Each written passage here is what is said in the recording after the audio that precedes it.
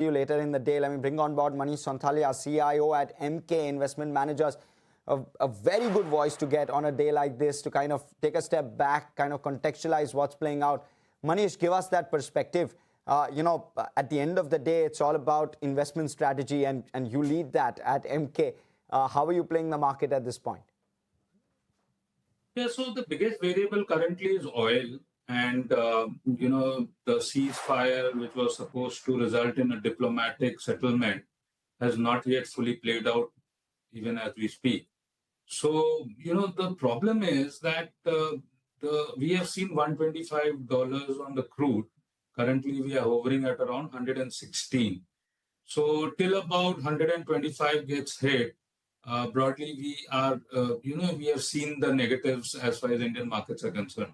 Now, what happens is that if these sort of embargoes still remain in West Asia, then we'll see oil, the inventories, because the production capacity has got whittled down significantly due to the war, and the cushion is basically the inventories which are there. Now the inventories are going to reach stress levels in the month of June. Now, if that happens, then it's going to be a big spike in oil prices. Probably the world markets are not yet prepared for. So that is the moving part currently. Nothing else matters. The markets could swing either way based on whether we see a settlement on a diplomatic basis or we see a settlement on a military basis. So from that point of view, I think markets will be very range bound in the near term, maybe between 22,000 and 25,000. Difficult for the markets to cross 25,000 in a hurry Manish, till about the resolution of the West Asian crisis. Manish, given the fact that I think Q1 would be a washout because the crisis doesn't seem to end, at least till May end. In that scenario, how do you think earnings are going to be reworked, or estimates going to be reworked? What is the kind of growth you are penciling in for FY27? Yeah, so 20% of the companies basically have come out with numbers, and this is data as of 1st of May. At least for the fourth quarter, there have been beats more than misses this far. 50% of the companies which have reported, and those which we track, have reported numbers and are beating the estimates, and 25% of the companies are missing the estimate. As we speak, and if this embargo doesn't end very soon, then obviously FY27 numbers is going to be, cut, because this inflation shock, the rate increase, the working capital, the supply chain disruption will mean that there is going to be stress on the balance sheets of companies. And obviously the growth, which is currently being built by us at around 13%, 12 to 13%, will see further downside if oil price goes to spike. So, as in the first week of May, as we look into FY27, we still believe that 11-12% is doable, but this can change very rapidly on the negative side if this whole war doesn't end quite soon. That is a scenario.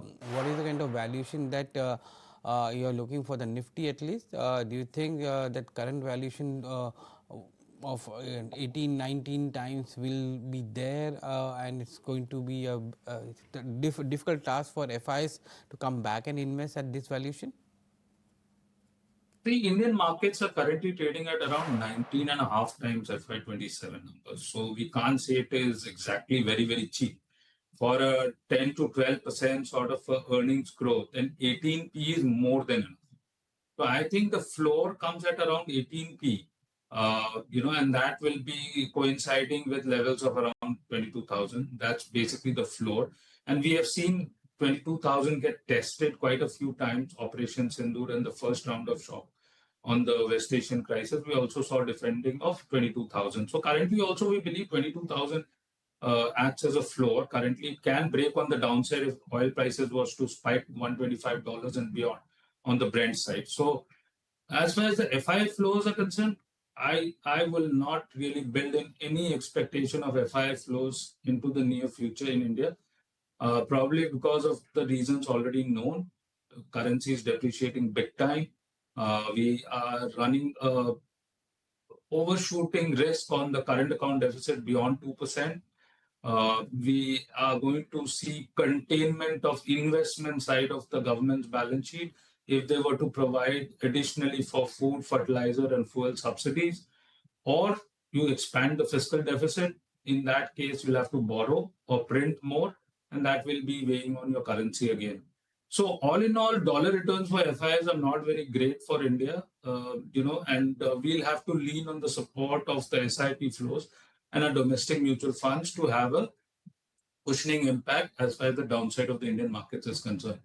Only if we have some tinkering on the capital gains front positively for the foreign institutional investors, or we have some semblance of sanity and resemblance of fair values on the Indian currency, or let's say we see macros in India get reset, particularly by raising fuel prices, etc., so as to not stress the government balance sheet, then probably we'll see some further buying by FIs. But currently, the base case scenarios don't build in a positive flows in the near future. So Manish, you're looking at a possible negative impact of crude coming in. You're seeing FIs looking at other geographies as probably more attractive geographies to invest in. Does the sentiment therefore look far weaker?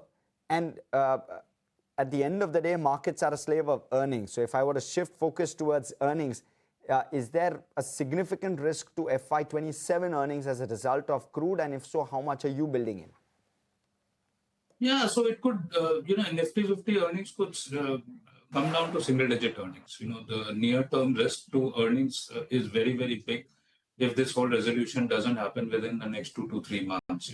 If by the end of the first quarter we are not seeing any resolution, then jolly well we could build in higher crude oil prices, and that will not be great for earnings as far as India is concerned. But coming to the point, I think it's all about bottom-up stock picking, and certain sectors will stand out because in this West Asian crisis, India's vulnerability on the energy security front has got exposed very badly, and we should basically prepare ourselves for such shocks like the closure of the Strait of Hormuz, etc., going into the future as well.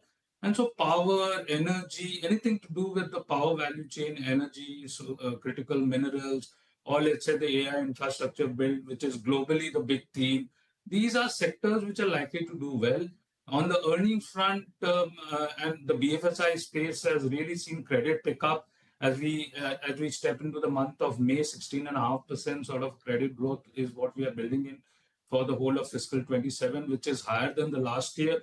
And there is no credit stress currently in the financial system, whether on the NBFC side or the banking side, corporate or retail.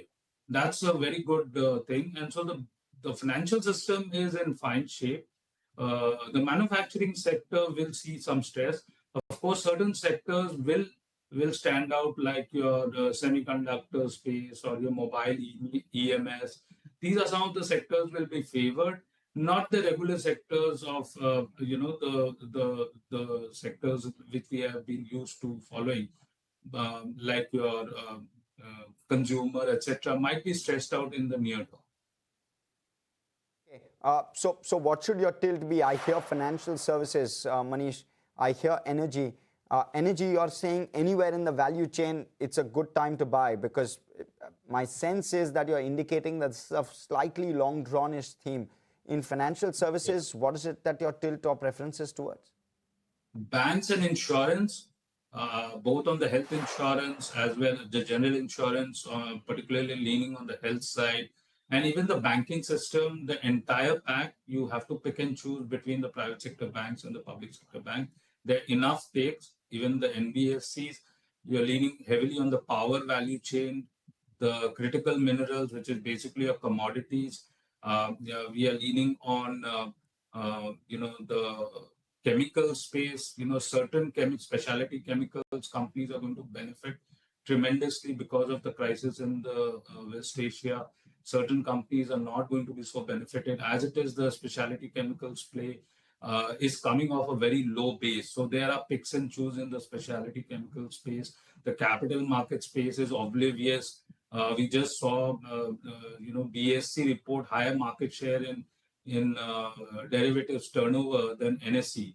And the March quarter was not at all impacted on the capital market space as far as whatever numbers have come out from the AMCs, etc. So that is again one space which looks quite good. CDMO restocking selectively is happening in the global value chain. So again, that sector has seen a lot of correction.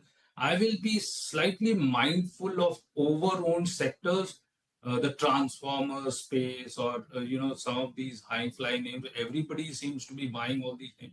So valuations are a big hygiene check that one needs to do, but these are some of the spaces which look interesting from a stock picking perspective on account of low valuations, decent earnings growth, and under ownership. Okay, Manish, I can extend this conversation, but I'm stretched for time, so I'm going to try and come back to you at some point of time in the next few weeks to try and get a perspective. It's so fast evolving, and your views really matter, I'm sure, to viewers. So we will call you back. Thank you so much, though, for coming in and speaking with us. Okay, let me slip into a very short break, but before I slip into that break, I want to quickly tell you on the other side, we'll have Tanvi Gupta Jain, Chief India Economist at UBS Securities, who will join us. There's an India downgrade in terms of growth. We'll get that perspective from her. Stay with us.